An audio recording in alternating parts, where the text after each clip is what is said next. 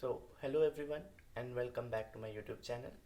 So, yes, as promised earlier, today in this video I will be giving you all the extra information and additional information regarding the chapter 1 of class 11th biology about the living world. कुछ extra information आज हम लोग जानेंगे. Together with that, थोड़े से tricks जानेंगे कि कैसे हम कुछ concepts को याद कर सकते हैं from this chapter. एंड उसके बाद हम लोग कुछ MCQs डिस्कस करेंगे जो कि फ्रिक्वेंटली कॉम्पिटिटिव एग्जाम्स में पूछे जाते हैं. Okay, so without much ado let's begin our today's topic. So कुछ एडिशनल इंफॉर्मेशन हम पहले जानते हैं, like the hornbill. Hornbill is a kind of a bird, एक तरीके का बर्ड है ये, and it is use as a symbol of the Bombay Natural History society.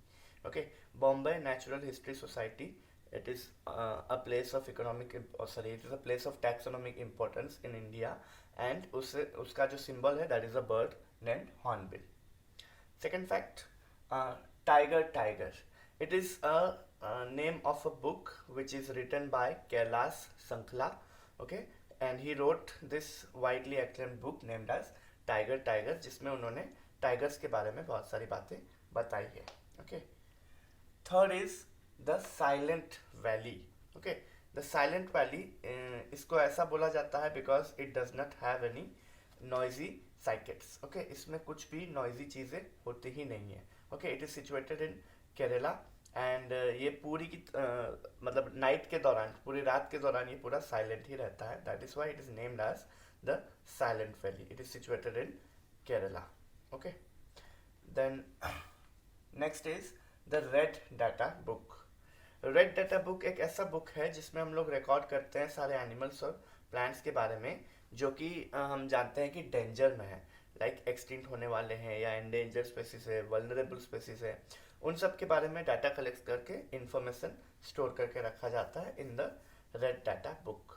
And this book is maintained by IUCN. Okay, IUCN के बारे में हम full forms का जानेंगे. Okay, so next is Appiko. Okay, Appiko एक ऐसा मूवमेंट है जो कि 1983 में शुरुआत किया गया था. Okay, it was started in 1983 and it is just similar to the Chipko movement which was started earlier in the history. Okay, Chipko movement में it was a movement which in which the human beings from certain communities they came forward to prevent the trees. उनको वो लोग हग कर लेते थे ताकि जो लोगों से काटने आते थे वो काट नहीं पाएंगे. Okay, so they hug the trees. Similarly Appiko movement was started in 1983 in Karnataka. Okay, the next is silviculture. Okay, silviculture is the cultivation of trees and management of forests और woodlands. Okay, that is called as silviculture. Forest को cultivate करना and forest को manage करना, trees को plant करना, woodlands को protect करके रखना, that's all going under silviculture. Next, Asoka.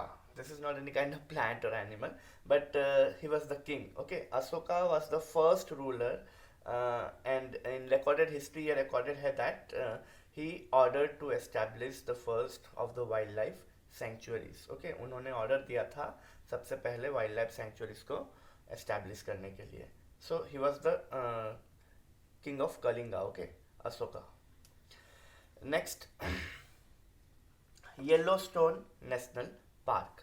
Yellowstone National Park is the first national park of the world. Okay, in the world सबसे पहले Yellowstone National Park establish किया गया था in March 1st 1872. इधर ऊपर लिख देते हैं. Okay, 1st March 1872 को ये establish किया गया था, बनाया गया था Yellowstone National Park, and it was in the USA, United States of America. Okay, then another term is the biosystematics. Okay, biosystematics is a part of systematics that will be connected with variations within a species and its general evolution. एक spaces में किस तरीके के variations देखने को मिलते हैं उसके बारे में जो स्टडी होता है, that is coming under biosystematics. And generally evolution के क्या पैटर्न है वो सब जानने को बोला जाता है biosystematics. It's just a kind of modern systematics, new systematics. Okay, and there is another national park of importance that's called Keibul Lamjao national park. Okay, इसका इम्पोर्टेंस ये है कि ये मणिपुर का पहला, मतलब मणिपुर में बनाया हुआ पहला, वर्ल्ड का पहला फ्लोटिंग नेशनल पार्क है। Okay, it is a first floating national park of the world situated in Manipur, India. Okay, and ये बहुत बड़े एरिया में फैलाया हुआ है, and actually it is located on a lake, एक लेक के ऊपर में ही उसे बनाया गया है, so that's why it's of importance.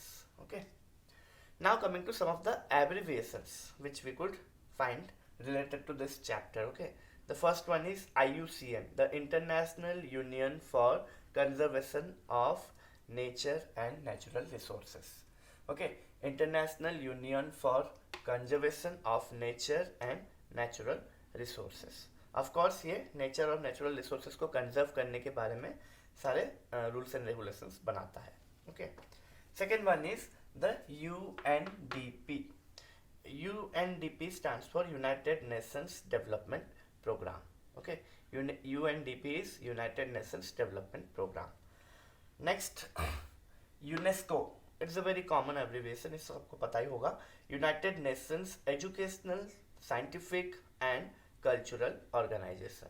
So United Nations के अलग अलग ऑर्गेनाइजेशंस में ये दो ऑर्गेनाइजेशन है, UNDP and UNESCO.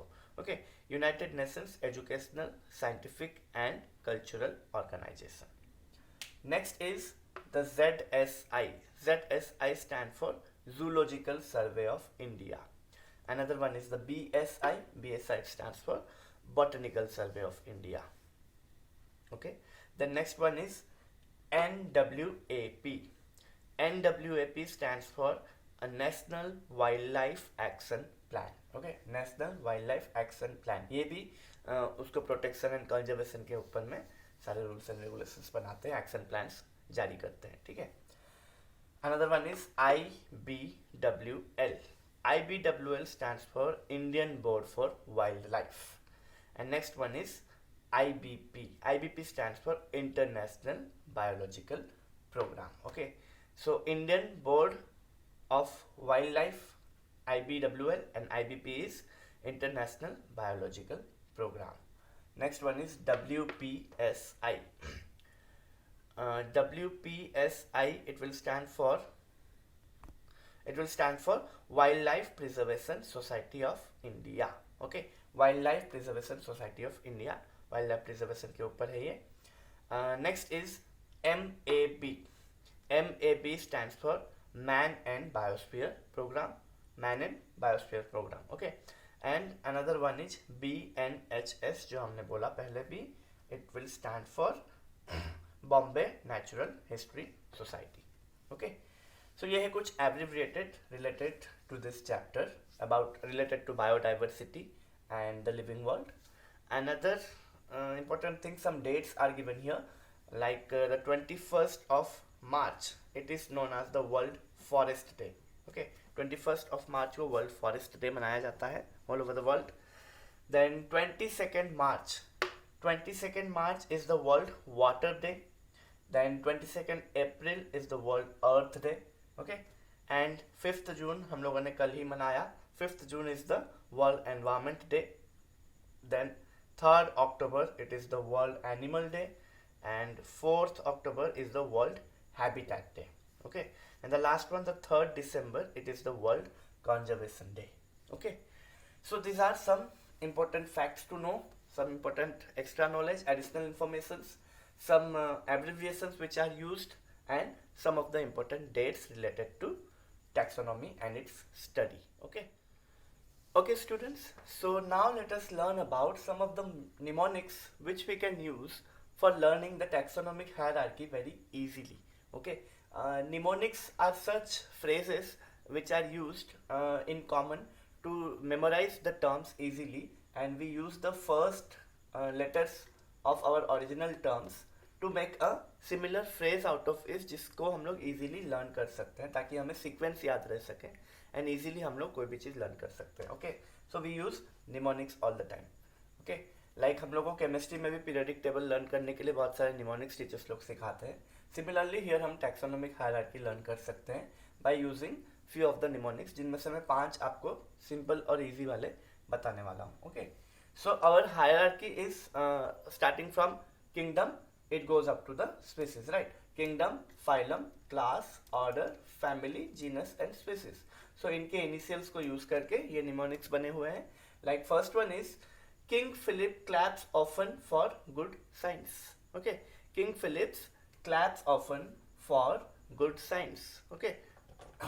Second one is King Philip came over for good soup. ये इजीली रिमेंबर, इजीली याद करने लायक इसलिए होता है बिकॉज हम उससे रिलेट कर सकते हैं, कनेक्ट कर सकते हैं, है ना. लाइक इस पे मीनिंगफुल सेंटेंस बन जाता है, मीनिंगफुल फुल फ्रेज बन जाता है. किंग फिलिप जो है अच्छा सूप पीने के लिए आए हैं, लाइक दैट. यहाँ पर भी अच्छा मीनिंग निकल रहा है कि किंग फिलिप जब भी कोई अच्छा साइंस सुनते हैं तो वो अच्छा साइंस सुन के ताली बजाते हैं, right. Third one is kings play chess on fine green silk. Okay, this is also easy to remember. आप लोग कोई भी एक इसमें से चूज करके याद कर सकते हो the sequence of the taxonomic hierarchy. Okay, the fourth one is my favourite. Okay, the kids prefer चीज ओवर फ्राइड ग्रीन स्पिनच. किसी भी बच्चे को ग्रीन स्पिनच पसंद नहीं होता है. Okay, so they will prefer cheese better on that. So that's the fourth mnemonics. Kids prefer cheese over fried green spinach. And the last one is keep pond clean or froggy gets sick. Okay, गंदे पानी में frogs रहेंगे तो वो भी बीमार हो सकते हैं. लाइक हम एनिमल्स, हम लोग ह्यूमन बींग्स को भी बीमारी होती है गंदे पानी से, तो फ्रॉगी क्यों पीछे हटे, right. So that's the fifth mnemonic, keep pond clean और froggy gets sick. There's another mnemonics, छोटा सा एक आदमी के नाम पे है, like Mrs Gren. Okay, we can use this mnemonic to learn the life processes जो कि लिविंग बींग्स को कैरेक्टराइज करते हैं, जो लिविंग बींग्स के क्या बोलते हैं, इंपॉर्टेंट कैरेक्टरिस्टिक्स कहलाते हैं, जो हमने ऑलरेडी पढ़े हैं, right. So movement, respiration, sensation, growth, reproduction, excretion and nutrition. इसे हम लोग सिक्वेंशियली ऐसे ही याद कर सकते हैं with the help of this mnemonic named as Mrs. Grain. Okay, so this is also easy to remember. Mr. M stands for movement, R stands for respiration, S stands for sensation, G will stand for growth, R का मतलब हुआ again reproduction, E का मतलब हुआ excretion and N means nutrition. So these are the life processes जो living organisms pursue करते हैं, जो living organisms perform करते हैं, right. So in this way, by using simple mnemonics, we can learn some terms. अभी आगे बढ़ते हैं हमारा multiple choice questions की तरफ. Okay?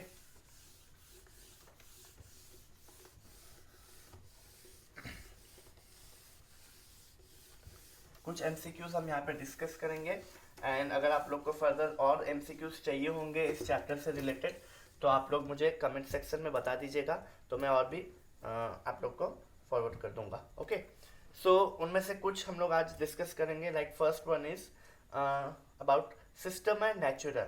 It is a book written by whom. ऐसा क्वेश्चन आता है, सिस्टम एंड नेचुरे, ये बुक किसने लिखी है, और उसमें अलग अलग ऑप्शंस दे सकता है.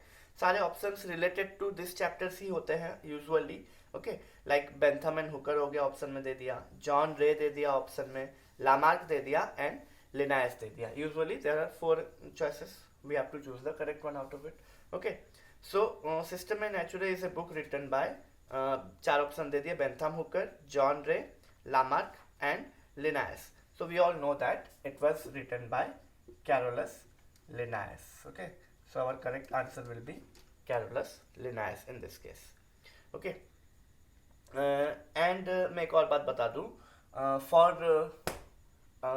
building our confusion, जब भी हम लोग एग्जाम अपेयर करते हैं, सो ज़्यादातर वो जो क्वेश्चंस होते हैं वो हमें कंफ्यूजन बिल्डअप करते हैं, एंड इसी की वजह से क्या होता है, सीक्वेंस के क्वेश्चन बहुत आते हैं. Like identify the correct sequence out of it, है ना, choose the correct sequence for taxonomic categories.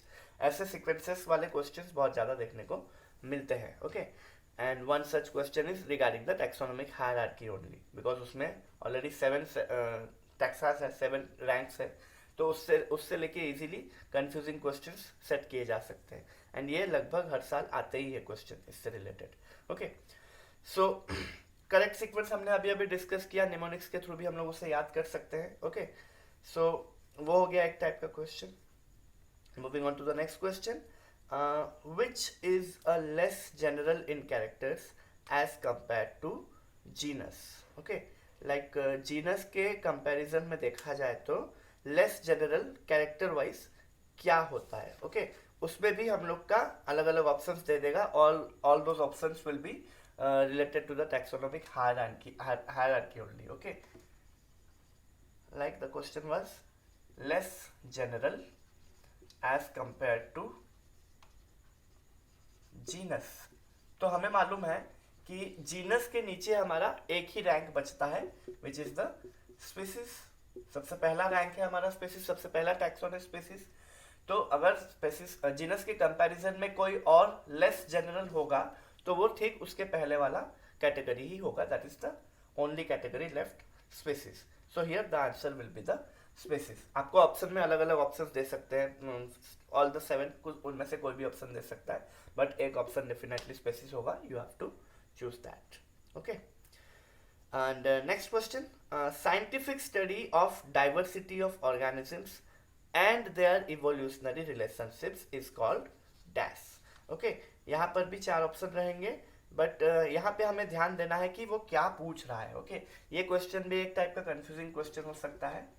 जब हम बोलते हैं कि साइंटिफिक स्टडी ऑफ ऑर्गेनिजम्स, जब हम सिर्फ इतना बोलते हैं तो we could also refer to taxonomy, we could also refer to systematics. But अगर क्वेश्चन में ये मेंशन है उसके साथ कि and their evolutionary relationships. Okay, अगर ये स्पेसिफिकली क्वेश्चन में मेंशन है तो देन यस ऑफ कोर्स हमारे दिमाग को ये स्ट्राइक करना चाहिए कि हमारा कंफ्यूजन दूर हो सकता है, बिकॉज इवोल्यूशनरी रिलेशनशिप जिसमें पूछा जाता है that is the systematics only. So यहाँ पे हम टैक्सोनॉमी को ऑप्ट नहीं करेंगे. टैक्सोनॉमी ऑप्शन में जरूर दिया होगा, एंड सिंस साइंटिफिक स्टडी बोला जा रहा है तो हम लोग कंफ्यूज होके या कभी कभी हड़बड़ी में भूल से टैक्सोनॉमी भी लिख के चले आते हैं. So instead of that we must be calm enough to see the whole question. And इसीलिए टीचर्स लोग हमेशा रिकमेंड करते हैं कि क्वेश्चन को फुल्ली पढ़ा जाए. ओके, बिकॉज आधा क्वेश्चन पढ़ने से यूजुअली आंसर्स गलत हो सकते हैं, एक की जगह दूसरा आंसर हम लोग लिख के चले आते हैं. ओके, सो ऑफ कोर्स हमें यहाँ पे इवोल्यूशनरी रिलेशनशिप्स को भी पूछा गया है, सो हम लोग यहाँ पे ऑप्ट आउट करेंगे सिस्टमैटिक्स को. Okay, systematics will be the correct answer here.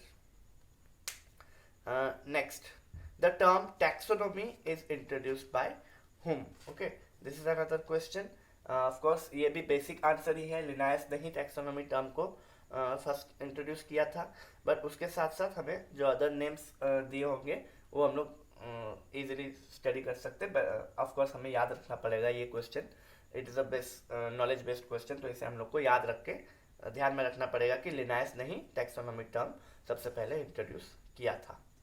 Okay, then coming to the next question. Like some questions ऐसे होते हैं मैच द कॉलम टाइप के. ओके, एक तरफ एक कॉलम दे दिया रहेगा, दूसरी तरफ दूसरा कॉलम रहता है, एंड ये बेसिकली जो टैक्सोनॉमिक एड्स होते हैं उससे रिलेटेड ऐसे क्वेश्चन आ सकते हैं, टैक्सोनॉमिक हायरार्की से रिलेटेड ऐसे क्वेश्चंस आ सकते हैं. इस तरफ में कुछ टर्म्स दिए होंगे लाइक हर्बारियम हो गया, की हो गया, म्यूजियम हो गया, कैटलॉग हो गया. ओके, एंड दूसरी तरफ उनके या तो डेफिनेशंस दिए होंगे या एग्जाम्पल्स दिए होंगे लाइक दैट. ओके, हर्बारियम, की, म्यूजियम, कैटलॉग, कुछ भी दे सकता है. Okay, this is just some of the examples हम लोग डिस्कस कर रहे हैं. ओके, तो इस तरीके के क्वेश्चंस आ सकते हैं, हम जानने की कोशिश कर रहे हैं. ओके, सो उस तरफ कॉलम बी में या सेकेंड कॉलम में उनका आइदर डेफिनेशन दिया होगा या कुछ एग्जाम्पल बेस्ड उस पर लिख दिया होगा. So we have to match them correctly. Okay, so हमें ऐसे क्वेश्चंस में क्या करना है, की पॉइंट्स को याद रखना है.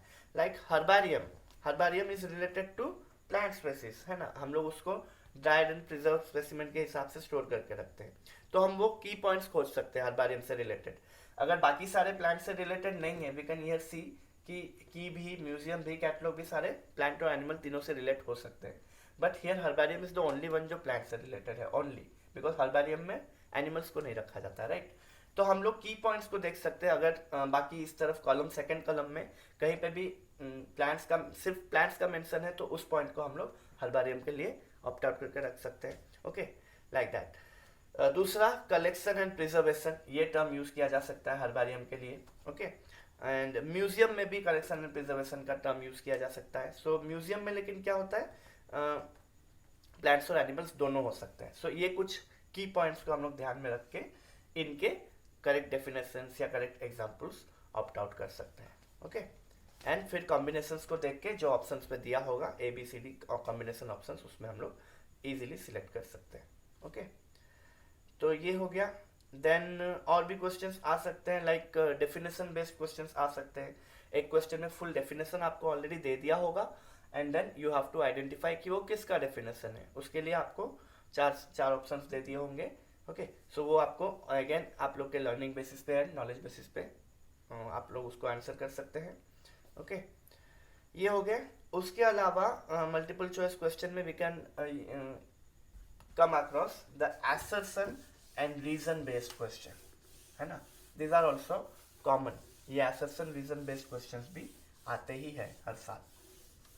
ओके, तो assertion reason में क्या दिया रहता है, लाइक एक पर्टिकुलर स्टेटमेंट दिया होगा. ओके, सारे क्वेश्चंस जो assertion रिलेटेड होते हैं या रीजन रिलेटेड होते हैं उसमें एक पर्टिकुलर स्टेटमेंट दिया होता है जिसको हम लोग assertion बोलते हैं, और एक स्टेटमेंट दिया हुआ होता है जिसे हम लोग रीजन बोलते हैं. ओके, एक particular statement become our assertion and one other statement will become our reason. And हमें ये आइडेंटिफाई करना होता है कि वो assertion और रीजन दोनों ही फॉल्स है या ट्रू है, या उनमें से एक फॉल्स है एक ट्रू है, या फिर अगर जो assertion है वो ट्रू है तो रीजन उसको करेक्टली एक्सप्लेन कर पा रहा है कि नहीं. ऑन दैट बेसिस क्वेश्चंस आ सकते हैं. ओके, एंड उसमें बेसिकली 4 ही ऑप्शंस क्लियरली दिए हुए होते हैं. पहला ऑप्शन में यही रहता है कि both assertion and reasons are correct. दूसरा ऑप्शन रहता है if both assertion and reasons are correct but reason is not the correct explanation of assertion. तीसरा ऑप्शन ये रहता है कि assertion ट्रू है रीजन फॉल्स है. एंड चौथा ऑप्शन ये रहता है कि दोनों ही फॉल्स है, assertion रीजन दोनों ही फॉल्स है. ठीक है, तो ये 4 ऑप्शंस दे सकते हैं. तो इससे रिलेटेड एक क्वेश्चन देखते हैं. Like first one is systematics is a branch of biology that deals with classification of organism. ये हमारा assertion स्टेटमेंट है. ठीक है, तो we know yes systematics is the branch of biology that deals with classification of organisms. ये हम एक तरीके से इसे ट्रू बोल सकते हैं, लेकिन हम उसके साथ साथ रीजन भी हमें देखना है. राइट, सो रीजन क्या दिया हुआ है, अगर रीजन दिया है कि aim of classification is to group the organisms in orderly manner. Okay, so this is the reason. Aim of classification is to group the organism in orderly manner. तो यहाँ पे हमने देखा रीजन भी एक हिसाब से सही है, हमारा क्लासिफिकेशन का एम वही है कि we have to group the organisms in an orderly manner. Okay, but हमने देखा assertion भी सही हो रहा है, रीजन भी सही हो रहा है, बट ऑप्शन में हमारा क्या है, दोनों सही है और करेक्टली एक्सप्लेन कर रहा है कि नहीं रीजन assertion को. बट यहाँ पे देखेंगे तो सिस्टमैटिक्स का पहले में एक पर्टिकुलर अनडिफाइंड डेफिनेशन दिया है जिसे हम ट्रू मान सकते हैं, लेकिन द रीजन जो दिया है वो क्लासिफिकेशन से रिलेटेड रीजन दिया है which do not justify the assertion here. So हमें वहाँ पे हम लोग दूसरा ऑप्शन सिलेक्ट करेंगे. लाइक ये ऑप्शन सिलेक्ट करेंगे कि both assertion and reasons are true but reason is not a correct explanation of assertion. Okay, और एक इम्पोर्टेंट चीज मैं बता दूं आप लोगों को, एक एग्जांपल के साथ बताता हूं. सपोज एक स्पीसीज का नाम है malleus malleus. Okay, malleus malleus is a kind of Apple species. Okay, इसे अलग अलग नामों से भी जाना जाता है but scientific name is malleus malleus. Okay, यहाँ पे एक स्टेटमेंट दे सकता है like scientific name malleus malleus is illegitimate, जो कि है भी. ओके, इलेजिटिमेट का मतलब ये होता है कि this name is adapted beyond the rules of classification and taxonomy. Okay, इसलिए उसे इलेजिटिमेट कहा जाता है. And another term is called as tautonym. Okay, tautonym एक ऐसा टर्म होता है जैसे कि यहाँ पे मैलस मैलस है, दोनों टर्म्स सेम है. Like when we use two terms same to describe something, कुछ स्पीसीज का नाम डालना है, दोनों टर्म्स सेम है, तो ऐसो को हम लोग टॉटोनिम्स बोलते हैं. ठीक है, मैलस मैलस, कैटस कैटस, कैटला कैटला, ये सारे एग्जाम्पल है टॉटोनिम्स के. Okay, so malleus malleus is one such example and it is an illegitimate scientific name. Okay, तो यहाँ पर रीजन सेकंड में रीजन दिया हुआ है कि it is a tautonym. Okay, so हम यहाँ पर देख सकते हैं, यस टॉटोनिम तो है, correct, malleus malleus is a टॉटोनिम, but first statement जो दिया गया that it is the scientific name is illegitimate, so yes of course it is also true.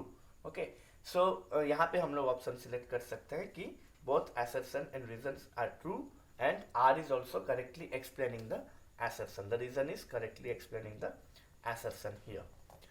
Okay, so इस तरीके के कुछ क्वेश्चंस आ सकते हैं एंड ये अलग अलग टाइप के क्वेश्चंस मैंने आपको बताए जो कि एमसीक्यूज में आ सकते हैं.